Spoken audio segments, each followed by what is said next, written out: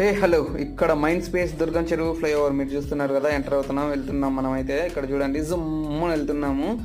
ఇక్కడ వచ్చేసి మనము ఈ వీడియోలో మొత్తం నేను 4 ఫ్లైఓవర్స్ అయితే చూపిస్తాను, ఒక షార్ట్ వీడియో లాగా.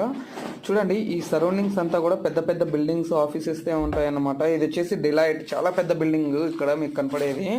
అక్కడ స్కై చూడండి ఎంత క్లియర్ వ్యూ కనపడుతుందో. ఈ ఎదురుగా మీకు కనపడేది వచ్చేసి ఐక్య దాటుకొని ఇప్పుడు మనం ఇనార్బిట్ మాల్ దుర్గం చెరువు ఫ్లైఓవర్ అయితే వెళ్తున్నాము.